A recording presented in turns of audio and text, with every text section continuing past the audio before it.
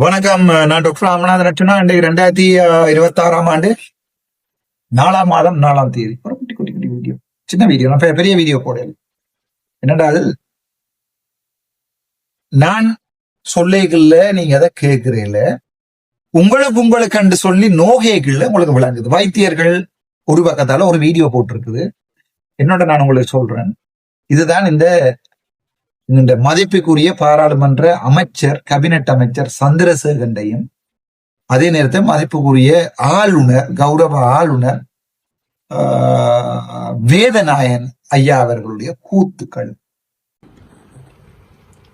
கடந்த ஒரு சில வாரங்களுக்கு முன்னர் இலங்கை ஆசிய சங்கம் ஒரு தொழிற்சங்க போராட்டத்தை முன்னெடுத்திருந்தது.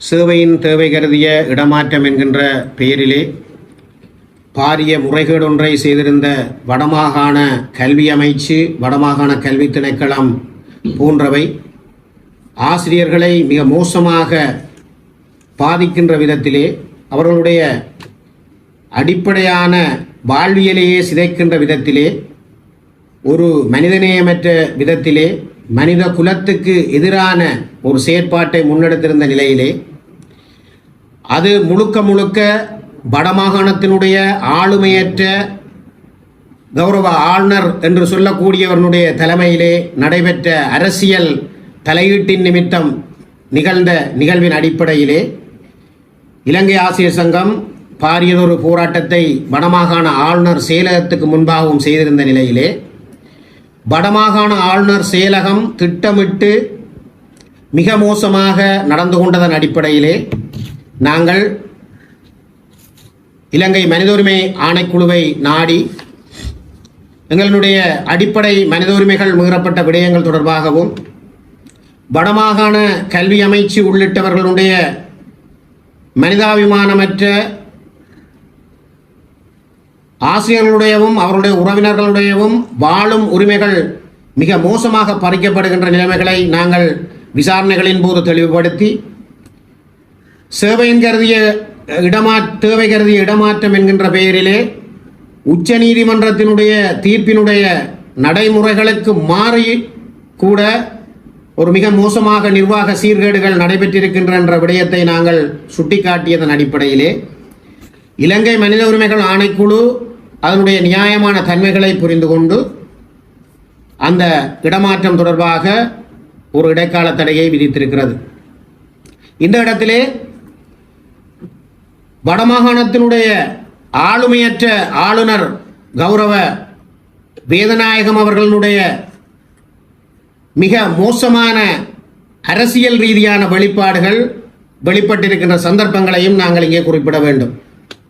ஆளுநர் செயலகத்துக்கு முன்னாலே ஆசிரியர்கள் நீதி கோரி போராடிய பொழுது நிர்வாக முறைகேடுகள் தொடர்பாக, சட்ட முறைகேடுகள் தொடர்பாக தாவன விதி கோவைகளிலும் அரசு சுற்று நிறுவனங்களிலும் குறிப்பிடப்பட்டிருக்கின்ற நடைமுறைகளுக்கு முரணாக சட்டவிரோதமாக செயற்பட்டிருக்கின்ற விடயங்கள் தொடர்பாக ஆளுநர் செயலகத்துடன் நாங்கள் தொடர்பு கொண்டு தெளிவுபடுத்த வெளிக்கிட்ட நிலையிலும் கூட ஆளுநர் செயலகம் அதை ஒரு கருத்தாக எடுத்துக்கூட இந்த ஆசிரியர்களுடைய நியாயத்தன்மைகளை விளங்கிக் கொள்வதற்கு தயாராக இருந்திருக்கவில்லை. இதன் காரணமாக இந்த NVP அரசாங்கம் ஒருங்கிணைப்பு குழு என்கின்ற போர்வையிலே தமிழர்களுக்கு ஏதோ அபிவிருத்தி செய்வதாக காட்டிக்கொண்டு அங்கே குழப்பகரமான விடயங்களை செய்து கொண்டு எந்த விதமான ஒரு அபிவிருத்தியையும் செய்யாமல் ஒரு சாட்டுப்போக்கு காட்டுகின்ற ஒரு ஒருங்கிணைப்பு குழு கூட்டத்திலாவது எங்களுடைய விடயங்களை நாங்கள் தெளிவுபடுத்த வேண்டும் என்கின்ற அடிப்படையிலே ஆசிரியர்கள் அந்த ஒருங்கிணைப்பு குழு கூட்டத்திலே நீதியை கோரியிருந்தார்கள். அந்த நிலையிலும் கூட ஒருங்கிணைப்பு குழுவினுடைய தலைவராக இருந்திருக்கக்கூடிய தற்போதைய கடற்தொழில் அமைச்சராக இருக்கின்ற அமைச்சர் சந்திரசேகரன் அவர்கள் அந்த ஒருங்கிணைப்பு குழுவிலே ஒரு தலைவராக செயற்பட்டாரா என்கின்ற விடயங்களை நாங்கள் அந்த ஒருங்கிணைப்பு குழுவின் வீடியோ காட்சி மூலம் வெளிவந்த விடயங்களிலிருந்து அறிய முடிகின்றது. அந்த இடத்திலே இணைத்தலைவராக இருந்த கௌரவ ஆளுநர் அவர்கள் அந்த ஆசிரியனுடைய குரலாக ஒலித்த முன்னாள் பாராளுமன்ற உறுப்பினர், ஏனைய ஆசிரியர்கள் ஏன் அவர்களுடைய கட்சியை சார்ந்த என்பிபியினுடைய கட்சியை சார்ந்த பாராளுமன்ற உறுப்பினர் ரஜீவன் அவர்களே அந்த முறைகேடு தொடர்பாக தெளிவுபடுத்தி இருந்த பொழுதும் கூட அதனை செவிமடுத்து ஆசிரியர்களுக்கு நீதி வழங்க வேண்டும் என்கின்ற ஒரு அடிப்படை சிந்தனை கூட இல்லாமல் மிக வக்கிரமான போக்கிலே ஒரு அரசியல் நிகழ்ச்சி நிரலையும் ஆசிரியர்களை நாயை விட கேவலமாக மதிக்கின்ற தன்மையிலும் மனிதாபிமானமற்ற முறையிலும் நடந்து கொண்ட ஒரு கீழ்த்தரமான அரசியல்வாதிகளாக இந்த கௌரவ கடத்தொழில் அமைச்சர் சந்திரசேகரன் அவர்களும் கௌரவ ஆளுநர் ஆளுமையற்ற ஆளுநர் வேதநாயகன் அவர்களும் நடந்து கொண்ட விதம் என்பது இந்த வட மாகாணத்துக்கு கிடைத்த 2 சாபக்கேடுகளாக நாங்கள் கருதுகின்றோம். அந்த இடத்திலே இந்த அரசியல் அடிமையாக இருக்கின்ற ஆளுமையற்ற வடமாகாணத்தினுடைய ஆளுநர் நிர்வாக சீர்கேட்டுக்கு துணை போய்க் கொண்டிருக்கின்ற இந்த வடமாகாணத்தினுடைய கல்வி செயற்பாடுகளை சீரழிக்க வேண்டும் என்று என்பிபியால் களமிறக்கப்பட்டிருக்கின்ற ஆளுமையற்ற ஆளுநர் உடனடியாக இந்த தவறுக்காக இந்த ஆசிரியர்களை மிக மோசமாக ஆசிரியர் சமூகத்தை கையாண்ட விதத்திற்காக தன்னுடைய அழுத்தங்களின் மூலம் கல்வி அதிகாரிகளையும் கல்வி அமைச்சையும் அடிபணிய பண்ணி மிக மோசமான முறைகேட்டை புரிந்த இந்த வடமாகாணத்தினுடைய ஆளுமையற்ற ஆளுநர் உடன் பதவி நீக்கப்பட வேண்டும் அல்லது பதவி விலக வேண்டும் என்பதை இலங்கை ஆசிரியர் சங்கம் ஆணித்தரமாக தெரிவித்து நிற்கின்றது. அவ்வாறு நடைபெற தவறினால் இந்த ஆளுமையற்ற ஆளுநருடைய சகல விடயங்களும் அம்பலப்படுத்தப்படுவதுடன் ஆளுமையற்ற ஆளுநருக்கு எதிரான தொழிற்சங்க போராட்டங்களை இலங்கை ஆசிரியர் சங்கம் தொடர்ச்சியாக முன்கொண்டு செல்லும் என்கின்ற விடயத்தையும் இந்த இடத்திலே நாங்கள் குறிப்பிட விரும்புகின்றோம். இந்த ஆளுமையற்ற ஆளுநருடைய முறைகேட்டினாலே வடமாகாண கல்வி அமைச்சும் வடமாகாண கல்வி திணைக்களமும் இந்த முறைகேடுகளுக்கு துணை போய் சட்டவிரோதமாக செயற்பட்ட விடயங்களுக்கு திணைக்கள ரீதியான விசாரணைகள் முன்னெடுக்கப்பட வேண்டும் என்பதையும் இலங்கை ஆசிரியர் சங்கம் வலியுறுத்துகிறது. நாங்கள் இந்த முறைகேடான செயற்பாடுகள் தொடர்பாக வடமாகாணத்துடைய பிரதம செயலாளருக்கு நாங்கள் எழுத்து மூலம் கடிதங்களை வழங்கி இருந்தோம். ஆனால் பிரதம செயலாளர் ஒரு கடிதம் கூட இதற்கு விளக்கம் கேட்டு கடிதம் அனுப்பிடாத நிலையிலே மிக மோசமாக ஆசிரியர்கள் மிக மோசமாக மனிதாபிமானமற்ற முறையிலே பாதிக்கப்படுவதற்கு இந்த வடமாகாணத்தினுடைய பிரதம செயலாளரும் உடந்தையாக செயற்பட்டிருக்கின்றார் என்பதுதான் இலங்கை ஆசிரியர் சங்கத்தினுடைய குற்றச்சாட்டாக இருக்கிறது. அந்த குற்றச்சாட்டுக்கு பதிலளிக்கும் முகமாக இந்த நிர்வாக ரீதியாக சட்டவிரோதமாக செயற்பட்டிருந்த அரசு அதிகாரிகளுக்கு எதிராக வட மாகாணத்தினுடைய பிரதம செயலாளர் நடவடிக்கை எடுக்க தவறுவாராக இருந்தால் அவருக்கு எதிராகவும் இலங்கை ஆசிரியர் சங்கம் தன்னுடைய தொழிற்சங்க செயற்பாடுகளை முன்னெடுக்கும். இன்னும் இந்த முறைகேடாக செயற்பட்ட அதிகாரிகளுக்கு எதிராகவும் இலங்கை ஆசிரியர் சங்கம் வழக்கு தாக்கல்களை செய்வதற்கும் ஆலோசனைகளை மேற்கொண்டு வருகின்றது என்கின்ற விடயங்களையும் நாங்கள் இங்கே சுட்டிக்காட்ட விரும்புகின்றோம். அந்த வகையிலே இந்த ஆளுமையற்ற ஆளுநருடைய அடிவெருடிகளாக செயற்பட்டிருந்த வடமாகாண கல்வி அமைச்சும் வடமாகாண கல்வி திணைக்களமும் இதுபோன்ற செயற்பாடுகளில் தொடர்ச்சியாக ஈடுபடுமாக இருந்தால் அதனுடைய விளைவை பாரிய அளவிலே எதிர்நோக்க வேண்டி ஏற்படும் என்கின்ற வன்மையான எச்சரிக்கையையும் இலங்கை ஆசிரியர் சங்கம் தெரிவிக்க விரும்புகிறது. ஆசிரியர்களுடைய இடமாற்றம் தொடர்பாக வடமாகாண கல்வி பணிப்பாளருக்குத்தான் அதிகார கையளிப்பு நடைபெற்றிருக்கிறது. இந்த இடத்திலே வடமாகாண கல்வி பணிப்பாளர் வடமாகாண கல்வி அமைச்சின் செயலாளரிடம் கேட்டு செய்கின்றேன், வடமாகாண ஆளுநருடன் கேட்டு செய்கின்றேன் என்று கைப்பொம்மை விளையாட்டுகள் விளையாடுவதை இந்த முறையோடு நிறுத்திக் கொள்ள வேண்டும். வடமாகாண ஆசிரியர் இடமாற்றம் என்பது மாகாண கல்வி பணிப்பாளர் தலைமையிலே மாகாண இடமாற்ற சபையின் அடிப்படையிலே மட்டும்தான் இடமாற்றம் நடைபெற வேண்டும். இடமாற்ற சபையிலே எடுக்கப்படுகின்ற தீர்மானம் இடமாற்ற சபை மேன்முறையீட்டிலே எடுக்கப்படுகின்ற தீர்மானத்துக்கு மாறாக ஆளுமையற்ற ஆளுநர்களோ அல்லது ஆளுநருடைய அடிவரடிகளோ மாற்றங்களை செய்வதற்கு வடமாகாண கல்வி பணிப்பாளர் அனுமதிக்க கூடாது. அவ்வாறு அனுமதிகள் நடக்குமாக இருந்தால் இலங்கை ஆசிரியர் சங்கம் ஒருபோதும் அதனை அனுமதிக்காது என்கின்ற விடயத்தையும் நாங்கள் இந்த இடத்திலே சுட்டிக்காட்ட விரும்புகின்றோம். அது மட்டுமல்லாமல் இங்கே இன்னொரு விடயத்தை நாங்கள் சுட்டிக்காட்ட வேண்டும். வெளி மாவட்டத்திலிருந்து பணியாற்றி இடமாற்ற சபையூடாக பரிசீலிக்கப்பட்டு மேன்முறையீடுகளூடாக பரிசீலிக்கப்பட்டு இடமாற்றம் பெற்று வரப்போகின்ற ஆசிரியர்கள் இதுவரை வருடாந்த இடமாற்றத்திலே விடுவிக்கப்படவில்லை. அந்த விடுவிக்கப்படாததற்கான போலியான காரணமாக அதிகாரிகளால் சொல்லப்பட்ட விடயம் சேவையின் தேவை இடமாற்றம் என்பதை ஊடாக வழக்கு தாக்கல் செய்யப்பட்டிருக்கிறது.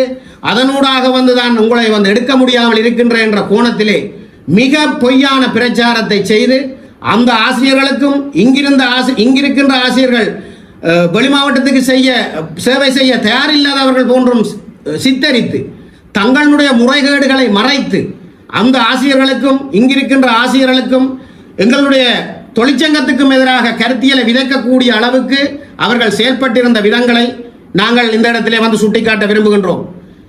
ஆகவே இந்த சேவையின் தேவை இடமாற்றம் என்பதற்கும் வருடாந்த இடமாற்ற சபையினூடாக பரிசீலிக்கப்பட்ட வருடாந்த இடமாற்றத்திற்கும் எந்த விதமான தொடர்புகள் இல்லாத போதும் கூட ஆசிரியர்களிடையே பிளவை உருவாக்கி தங்களுடைய அரசியல் நிகழ்ச்சி நிலைகளையும் சட்டவிரோதமான முறைகேடான மனிதாபிமானமற்ற செயற்பாடுகளை முன்கொண்டு செல்வதற்காக அரசியல் அடிவரடிகள் செயற்பட்ட தன்மைகளை இந்த ஆசிரியர் சமூகமும் கல்வி சமூகமும் புரிந்து கொள்ள வேண்டும். அந்த அடிப்படையிலே நாங்கள் இந்த இடத்திலே ஒன்றை தெளிவுபடுத்த விரும்புகின்றோம். இங்கே வெளிமாவட்ட சேவை செய்து இங்கு இடமாற்றத்துக்கு வருடாந்த இடமாற்ற சபை ஊடாக தகுதி பெற்ற ஆசிரியர்கள் 368 பேர் இங்கிருந்து சேவையின் தேவை என்ற அடிப்படையிலே தங்களுடைய அரசியல் நிகழ்ச்சிகளிலே இருக்கின்ற ஒரு காலமும் வேலை செய்யாத ஆசிரியர்களை மறைத்து அதிகாரிகளுடைய உறவினர்களையும் அதிகாரிகளுக்கு வேண்டப்பட்டவர்களையும் மறைத்து ஏற்கனவே வெளிமாவட்ட சேவைக்கு ஒத்த சேவைகளை செய்திருந்த தீவக வலயம் போன்ற பிரதேசங்கள் வெளிமாகாணம் போன்ற பிரதேசங்களை சேவைகளாக செய்திருந்தவர்களுடைய சேவைகளை மதிக்காமல் இடமாற்ற சபைக்கு முரணாக செய்யப்பட்ட இடமாற்றத்தினூடாக 193 பேருக்கு இடமாற்றத்தை இந்த ஆளுமையற்ற ஆளுநருடைய அதிகாரத்தின் மூலமாக இந்த ஆளுமையற்ற அதிகாரிகள் வழங்கி இருந்தார்கள். முதுகெலும்பில்லாத அதிகாரிகள் வழங்கி இருந்தார்கள். அந்த இடத்திலே 193 பேருக்கு வழங்கிய இடத்திலே 368 பேர் வருவதற்கு 193 பேரிலே 110 பேர் தான் யாழ் மாவட்டத்தில் இருந்து செல்வதற்காக இருந்தது. அப்படி என்று சொன்னால் மிகுதி 258 பேர் 110 பேருக்கு 110 பேரை வைத்துக்கொண்டு 258 பேரை இந்த முதுகெலும்பில்லாத இந்த அதிகாரிகளால் ஏன் அவர்களுக்கான உண்மையான நீதியை வழங்க முடியவில்லை? ஆகவே இங்கே முழுக்க என்ன நடந்தது என்று சொன்னால் ஆசிரியர் சமூகத்துக்கு இடையிலே பிளவை ஏற்படுத்தி தங்களுடைய அருவருக்கத்தக்கதான நிர்வாக நடைமுறைகளை அரசியல் ரீதியாக செயல்படுவதற்கு முனைந்ததன் விளைவுதான் இந்த முரண்பாட்டுக்கும் இந்த இடமாற்றங்கள் நடைபெறாததற்கும் காரணம் என்பதை இந்த கல்வி சமூகமும் எங்களுடைய வெளிமாவட்டத்தில் பணியாற்றுகின்ற ஆசிரியர்களும் விளங்கிக் கொள்ள வேண்டும்.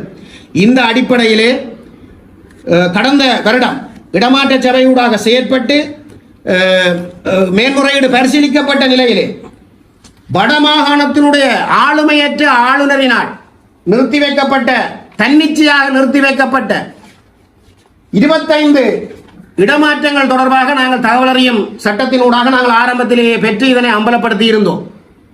வடமாகாண ஆளுநரால் நிறுத்தப்பட்டவர்கள் மட்டும் 25 பேர் நாங்கள் இந்த தகவல் அறியும் சட்டத்துக்கு பிறகு எடுக்கப்பட்ட ஆவணத்திற்கு பிறகும் ஆளுநர் நிறுத்தி இருந்தார். இந்த முறைகேடுகளை நிவர்த்தி செய்ய முடியாமல் தன்னுடைய வேண்டப்பட்டவர்களை நிறுத்துவதற்காகத்தான் இந்த மனிதாபிமானமற்ற மனித குலத்துக்கு எதிரான செயற்பாட்டை இந்த வடமாகாணத்தினுடைய ஆளுமையற்ற ஆளுநர் செயற்படுத்தி இருந்தார் என்பதை இந்த சமூகம் விளங்கிக் கொள்ள வேண்டும். தான் இடமாற்றம் தனக்கு அநீதி இழைக்கப்பட்டதாக கூறி இங்கே அனுதாபத்தினை பெற்று ஆளுநராக வந்தவர் இன்று செய்கின்ற அநியாயங்களை இந்த வடமாகாண சமூகம் விளங்கிக் கொள்ள வேண்டும்.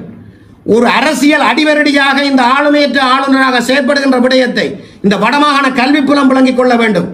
வடமாகாண கல்வியை சீரழிக்கின்ற விதமாக இந்த ஆளுமையற்ற ஆளுநர் செயற்படுகின்ற விதத்தையும் இந்த வடமாகாண கல்வி சமூகம் விளங்கிக் கொள்ள வேண்டும்.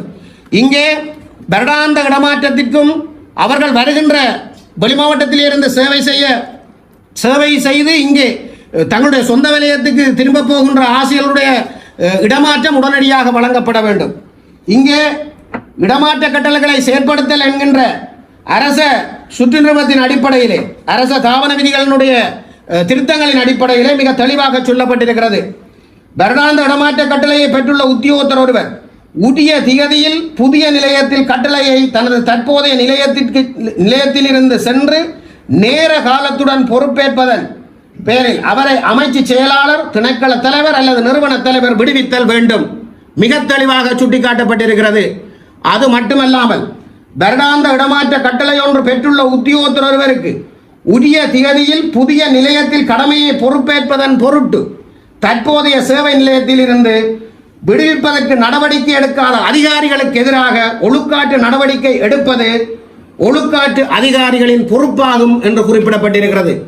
ஆகவே இந்த வருடாந்த இடமாற்றத்துக்கு வெளிமாவட்டத்தில் இருந்து சேவை செய்தவர்கள் இங்கே இடமாற்றம் வழங்கப்பட்டும் உரிய இடத்திற்கு இடமாற்றம் வழங்காத அதிகாரிகளுக்கு எதிராக ஒழுக்காற்று நடவடிக்கை எடுக்கப்பட வேண்டும் என்கின்ற விடயத்தையும் இலங்கை ஆசிரியர் சங்கம் இந்த இடத்திலே வலியுறுத்தி நிற்கிறது. இதை பிரதம செயலாளர் செய்ய வேண்டும். வடமாகாண கல்வி அமைச்சின் செயலாளர் இதை தடுத்து நிறுத்துவாராக இருந்தால் அதற்கு எதிராகவும் இலங்கை ஆசிரியர் சங்கம் மிகப்பாரிய தொழிற்சங்க போராட்டத்திலே ஈடுபடும்.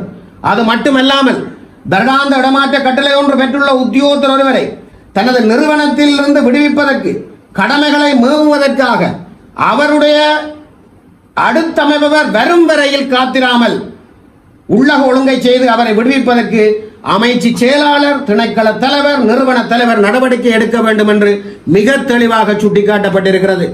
ஆகவே வெளிமாவட்டத்தில் இருந்து இடமாற்றத்துக்கு தகுதி பெற்ற அனைத்து ஆசிரியர்களையும் இந்த 10ஆம் தேதி விடுமுறை விடுகிறது, தவணை விடுமுறை.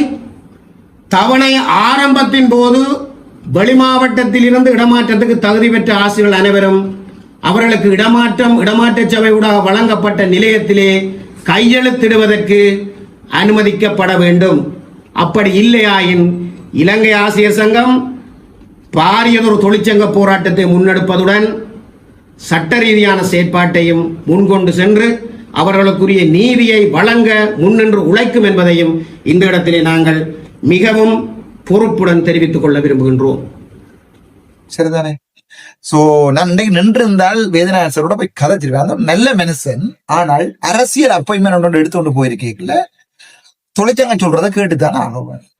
இந்த ஆசிரியர் சங்கத்துல 2 இருக்கு. நான் சொன்னா உங்களுக்கு இது சொன்னா வீடியோ போட்டிருக்கேன். ஆசிரியர் சங்கம், ஆசிரியர் சேவை சங்கம் 2 இருக்கு. நான் உங்களுக்கு தொடர்பாக வீடியோ போட்டிருக்கேன். சரிதானே? சோ இந்த ஆசிரியர் சேவை சங்கம்ன்றது JVP இந்த ஜூனியர், ஆசிரியர் சங்கம்ன்றது ஸ்டாலின் பழைய ஜூனியர். சோ இதுக்குள்ள அடிபாடு. எங்களுக்கு அந்த அடிபாடு எல்லாம் தேவையில்லை. எங்களோட பிரச்சனை என்னென்றால், நான் ஒரு விடயத்துல 100% பொறுப்பு கூறலோட இருக்கிறேன். யாழ்ப்பாணத்துல இருக்கிற எந்த வாத்தி என்றாலும் யாழ்ப்பாண வாத்திமார் கட்டாயம் தங்களுடைய 8 வருட காலம் கஷ்டப்பட்ட பிரதேசத்துல வேலை செய்துதான் ஆக வேண்டும். அது ரூல்ஸ் என்றால் ரூல்ஸ். அது நான் டீச்சரா வந்திருந்தாலும் எந்த அண்ணாவும் தான் டீச்சர் மாஜனா குடிச்சிட்டு அவருக்கு நான் சொன்னேன் அடிச்சு விடுங்களா ப்ளீஸ். அவர் அடிச்சு விட்டாலும் அவர் போகத்தான் வேணும், வேற வழி இல்லை. விளைக்க அவங்களுக்கு ஏனென்றால் எந்த அண்ணான்றதுக்காண்டி ஒரு சட்டம், மற்றவனுக்கு ஒரு சட்டம் மட்டும் நான் பார்க்கிறவன் இல்லை. ஆனால் அவர் ஏற்கனவே கஷ்டப்பட்ட பிரதேசம் செய்தாருன்னு நினைக்கிறேன். சிலதால எனக்கு அது தெரியாது. அது அவற்றை பர்சனல் பிரச்சனை. ராமநாதன் ராஜராஜன் தேடி பார்த்து அவர் போயிலேன்னு அனுப்பு முகில் வச்சு போய் வேலை செய்யும். அதான் அவ்வளவுதான் என்னுடைய மனச்சாட்சியும் என்னுடைய இது. இல்ல அவருக்கு அப்படி வேலை செய்ய வேலையில நான் என்னுடைய ஸ்டாஃபா எடுத்து போடுவேன், அது வேற பிரச்சனை. இங்க டிரான்ஸ்பர் அடிச்சு அது வேற, அது அண்ணன் தம்பிகளை இருக்கிற உறவு. சரிதானே? அங்க நீங்க கை வைக்கிறாரு. ஆனால் நான் நினைக்கிறேன் அவர் இல்ல யார் உட்பட, இந்த அண்ணாவார் உட்பட என்னுடைய யாரா இருந்தாலும் அந்த மற்ற மாவட்டங்களையும் போய் படிப்பிக்கணும்ன்றது நான் தெளிவா இருக்கேன். ஏன்னா கிளிநொச்சி மாவட்டம் படுமோசமான பெறுபேறு இந்த முறை A-level உயர்த்துறது. எல்லாம் சொல்லினா ஐலண்ட்ல ஃபர்ஸ்ட் அடிச்சான்.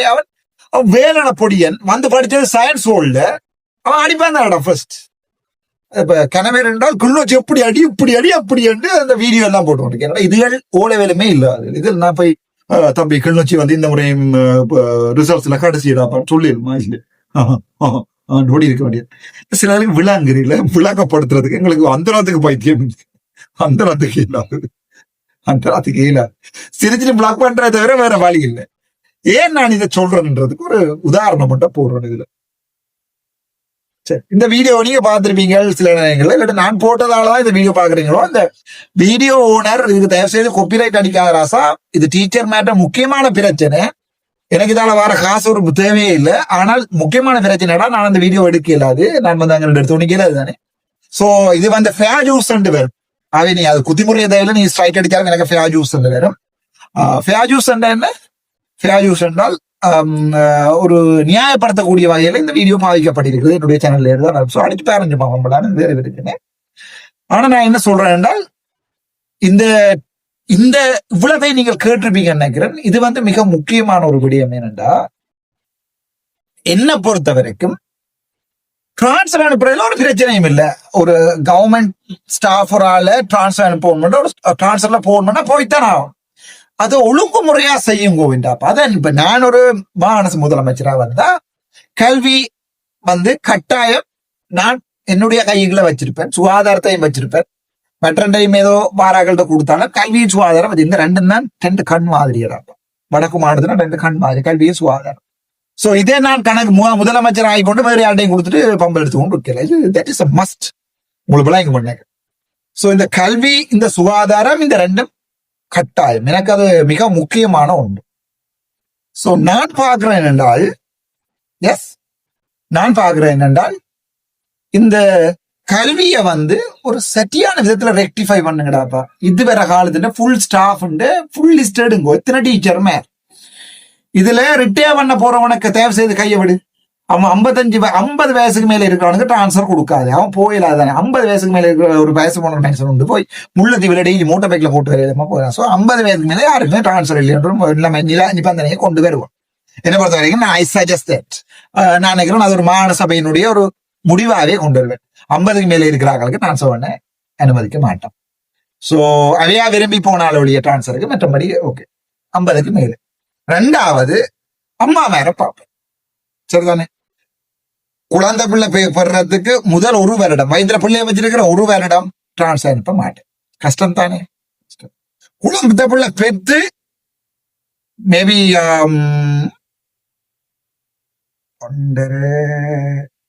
2 வருடம் வரைக்கும் நோ டிரான்ஸ்பர்.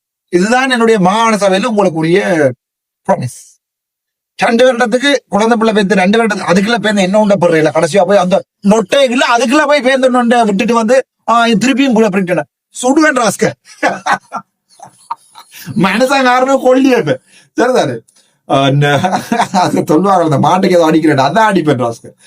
அந்த 2 வருஷமும் பால் உடுக்குறாமா பிள்ளை சரியான கஷ்டம். நாங்கெல்லாம் பிள்ளை பத்தி வளர்த்துறாங்க. So exception. 3வது நான் ஒரு வைத்தியர் மாநகர முதலமைச்சராக இருக்கிறபடியா குரோனிக் டிசீஸ் இருக்கிறாளே. உதாரணத்துக்கு ஒரு COPD crony obstructive pulmonary disease. அந்த மனுஷன் இந்த பஸ்ல அனுப்புறது. சோ முழு மெடிக்கலும் இங்க என்னதான் வரும்? முதலமைச்சர் தான் வரும். நீங்கள் என்ன ஆணிய இதுக்கு ஒரு நுழைய இருக்கோண்டாசா திருப்பம் சொல்றேன். இந்த மாநசபை நாசமாக என்ன பிடிக்கலையோ அர்ச்சனா கட்டணும் கூடாவசனம் காய்க்கிறானோ விட்டுடுறா. போயிரு வாக்கே போடாத விட்டுற. ஆனா தயவு செய்து ஒரு நல்ல ஒருத்தனை மாகாண சபைக்கு பள்ளி சொல்லுது நல்ல ஒருத்தனை மாகாண சபைக்கு தேர்ந்து கட்டசி சந்தர்ப்பம். இதுக்கு மேல எனக்கு உங்களோட கையெடுக்கிறத தவிர எந்த வாழ்க்கை இல்லை. எனக்கு வாழ்க்கை இன்றைக்கு இருக்கு. இன்றைக்கு நாளைக்கு கேட்டு நாளைக்கு போய் களத்தர ஹாஸ்பிட்டலோ ஒரு டிபியூட் டைரக்டர் தான் வாழ்க்கையை முடிச்சுட்டு போயிடுவேன். எனக்கு அது பிரச்சனையே இல்லை. தயவு செய்து விளங்கி கொள்ளுங்கடா. இந்த வடக்கு மாகாணத்தை தலைவற்ற கனவா மாத்துறதுக்கு தமிழீழம் பெற்று தரத்துக்கு என்னால முடியாது. சோ என்னால முடிஞ்சது இதைத்தான் என்னால செய்யலாம். ஏதாவது கல்வியே சுகாரத்தையும் பார்த்து செத்து போயிடுவேன். அதுக்கு பிறகு இனிவாரவன் ஒரு நல்ல அரசியல்வாதியை ஒரு 10 பேரை உருவாக்கிட்டு நான் போனா அவன்கிட்ட இருந்து தமிழீழத்துக்காக போராடி சர்வதேச நீதிமன்றங்கள்ல போய் ஏறு நின்று கொண்டு போராடட்டும். ஆனா நான் உயிரோட இருக்கேன் ICJக்கு வர சொன்னாலும் பாருன்னு சொல்லி இருக்கிறேன் UN-க்கு. சோ என்னாலேயே போக ICJக்கு வரேன்னு சொல்லியிருக்கேன். So I can go. So இதுல என்ன கவலை என்றால் என்னன்னா இந்த 2ஐயும் தவிர்த்து மிச்சம் முழு பேருக்கு இந்த ஹனிமேன் கொண்டாடுறாங்களுக்கு எல்லாம் கட்டாயம் டிரான்ஸ்ஃபர் அடிப்பேன். முழு பேருக்கு 10 வருஷமே 8 வருஷம் 5 வருஷமா செய்யலாம் கொண்டு வருவோம். 5 வருஷம் ஒருக்கா செஞ்சுட்டு திருப்பி வந்துட்டு திருப்பி 40 வயசுக்குள்ள திருப்பி 5 வருஷம் செய்யும். சோ 10 வருஷம் 25 20 30 வயசுல அவங்க பாஸ் அவுட் ஆகி 10 வருஷம் வெளி மாவட்டம் வேலை இருந்தா கொஞ்சம் கஷ்டமா தான் கிடக்குது. 8 வருஷம் 5 வருஷமாக்கு வேண்டாம் 10 வேண்டாம் 5 வருஷமாக்கும் அப்படி ஏதாவது செய்வோம். ஆனா மாகாண சபை வேற என்ன இருந்தா வேலையில பட்டதாரி 2 கிணவர் இருக்கிறாங்க எடுத்து ஒரு டீச்சர்ஸ் மேல இல்லாடம் பஸ்ல போயிட்டு வராங்கன்னா பிள்ளைல போறோம்னா அந்த பொது டிரான்ஸ்போர்ட் எல்லாத்தையும் மடிவாஸ் கட்டுங்கடா புதுசா பஸ்ல வேண்டி போடுங்க. எனக்கு தெரியல இந்த ஆசை எல்லாம் இருக்கு மனசுல. ஆனால் இது எல்லாம் வாழ்க்கையில பலிக்குமோ எனக்கு தெரியாது. சோ ஒரு டீச்சருக்கு ஒரு இன்சென்டிவ் இருந்தா தான் ஒரு டாக்டருக்கு ஒரு இன்சென்டிவ். முல்லைத்தீவு வைத்தியசாலையில போய் வேலை செய்யலாம். குவார்டர்ஸ் சும்மா அப்படி 1 லட்சம் ரூபாய் ஆசை மாகாண சபையால கூட போடுறாங்களா? போவாங்களோ இல்லையோ? மாகாண சபையால வேற மாநிலத்துல ரோட்டை 2 மடங்கா பெருப்பிங்கடா. தயவு செய்து நான் என்னுடைய ஆசைகள் இதுதான். இந்த ரோட்டை 2 மடங்கா பெருப்பி நடுவில் ஹைவே ட்ரக் ஒன்று போடுங்கடா. உதாரணத்துக்கு கிளிநொச்சியில முருவாண்டியில ஸ்டார்ட் பண்ணி பரந்தன் வரைக்கும் 2 பக்கமும் வெளியில சைக்கிள்ல மோட்டர் சைக்கிள்ல வண்டியில போற ட்ரக்க போட்டு நடுவில் ஹைவே மாதிரி ஒரு ட்ரக்க போடுங்க. அதுக்கு 500 ரூபா 1000 ரூபா வேணும். ஏன் வாங்கு 1000 ரூபா இருக்கும். இங்கே போய் வெளியால வரதுக்கு 1000 ரூபா வேணும். அப்படியே கொடி ஓடியா வருமாடா. நான் அதுக்குள்ள விட்டாலும் விட்ட வெளியா பறக்கத்தான் பார்ப்பேன். இதுக்குள்ள லைன்ல நின்று போடுறது விட 1000 ரூபா போட்டு பறக்கத்தான் பார்த்தேன். கோடியா கொட்டுமடா காசு. அந்த காசு எடுத்து இந்த வைத்தியர்களுக்கு 50,000 ரூபா காசு கூட, டீச்சர் மேருக்கு 75,000 ரூபா, கஷ்டப்பட்ட பிரதேசத்துல வேலை இருக்கணும், சம்பளமே 75,000 ரூபாய். மன்னிச்சு கொள்ளுங்க. சோ வைத்தியர்களுக்கு 50,000 ரூபாய் பெரிய பிரச்சனை இல்லை. என்னடா சம்பளம் 3 லட்சம் ரூபாய், டீச்சர் மேருக்கு ஒரு 25,000 ரூபாய் கூட கொடுக்கடா. அவங்க போவாங்க. பயந்து என்னத்தை செய்தவன் டிஓ மேனோட கொண்டு வந்து மோட்டார் பைக்கை கொடுத்தா வேலையே முடிஞ்சான். அப்படி கொஞ்சம் தூர நோக்க சிந்திங்கிறாசா. சரி, அதுதான் வேலை இல்லை. இந்த முழு மீன் பிடி ஏரியாவை முழுக்களை நவீன விதத்துல கட்டி போட்டு பிடிக்கிற முழு மீனையும் கொண்டு வந்து ஏத்து வெளிநாட்டுக்கு டின்பிஷ்ல அடிச்சுனா டின்பிஷ் ரக்ரம் இல்ல வேற இடத்துல இருந்து வெளிநாட்டுக்கு ஏத்து வேற நாடுகள்ல போய் கதை.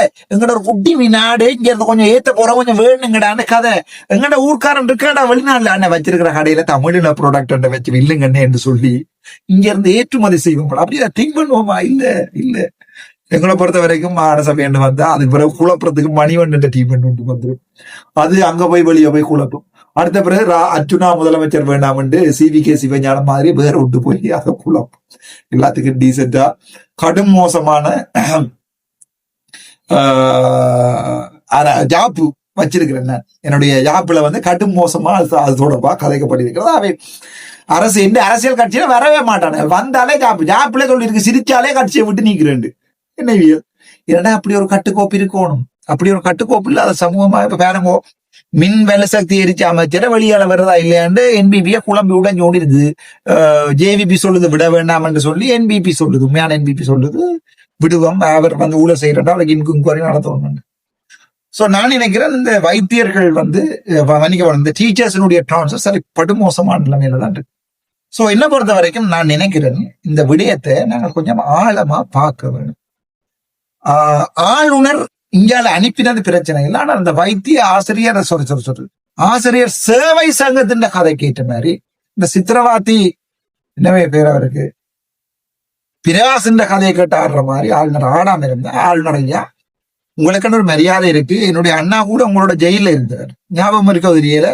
ராமநாதன் ரவுராமன் இயக்கத்துல இருந்த வந்து ஒரு சில பேரால வந்து காட்டி கொடுக்கப்பட்டு உங்களோட ஜெயில இருந்துதான் பிரான்ஸுக்கு போனவர். டவுட்ல பிடிச்சு வச்சிருந்தவங்க மெட்டாக்கள் எல்லாம் சொல்லி அவர் காவல்துறையில ஆட்டிருந்தவர் என்று சொல்லி அவர் நல்லவர் என்று சொல்லி சனமெல்லாம் சாட்சி சொல்லி தலையாட்டியே இல்லை அண்ணிய விடுமோ நல்லவன் என்று சொல்லி விட்டாங்க. சோ வடிவா ஞாபகம் பெற்றுக் கொள்ளுங்கோ. அப்படி ஒரு நல்ல பேரா இருந்த நீங்கள் NBP இடத்துக்கு போயிருந்தோம். ஆனால் எனக்கு சில ஆளுநர் அன்றைய கதைச்ச கதை எனக்கு பிடிச்சிருந்தது. அதாவது வந்து யாராவது ஒரு ஆள் போகத்தானே வேணும். அந்த கஷ்டப்பட்ட பிரதேசங்களோட DCC மீட்டிங்ல ஸ்கூல்கள் ஒருத்தருமே இல்லைன்றது வந்து என்ன பதில் நான் சொல்றேன் எனக்கு அது விளங்கினது. பட் அதுக்கு நீங்க என்ன செஞ்சிருக்கணும் என்றால் இந்த அப்பீல அக்செப்ட் பண்ணிருக்கணும். அங்கதான் பிரச்சனை இருக்கு. இவேண்டாட்டதுக்கு ஆடி இருக்க கூடாது. பிரகாஷ் வந்து மோட்டர் சைக்கிளை சாட்சி வச்சு போட்டு வந்து உங்கள்ட்ட சொல்றாருன்றதுக்காக ஆடி இருக்க கூடாது. அப்பீல அக்செப்ட் பண்ணிருக்கணும். அந்த அப்பீல அக்செப்ட் பண்ணிருந்தீங்கன்னா என்ன பொறுத்த வரைக்கும் நான் நினைக்கிறேன் பிழை இல்லைன்னு நினைக்கிறேன். சோ ஆள்மையா கொஞ்சம் சிந்தியும். நான் உங்களோட வந்து அங்க கதைக்க விரும்பல, கதைக்கிறது தேவையும் இல்லை, கதைக்க விரும்பல. ஆளுநர் ஐயா கொஞ்சம் சிந்தியும். உங்களோட படுகவடமா இந்த வீடியோல போட்டிருக்காங்க. இந்த கருத்துக்கும் என்னுடைய கருத்து நான் வந்த வீடியோ தான் போட்டிருக்கேன். ஒரு தொழிற்சங்கமா சொல்லியிருக்க வழிய. ஆனால் சொல்லுவாங்க பண்டியோட சேர்ந்த பசுக்கன்று தின்னமன்று. சோ ஆளுநர் உங்களோட 2 பண்டிகையில் ஒரு பண்டிகை நீங்க வடிவா கடிதம் அளிக்கிறீங்க. ஜி பிரதீபன் வந்து ஒரு ஊழல்வாதி அனுப்புங்க. அது இலங்கை அரசாங்கம் செய்யல. 2வது அமைச்சர் சந்திரசேகர் யோசிச்சு செய்யுங்க ஐயா. நன்றி, வணக்கம் டாக்டர்.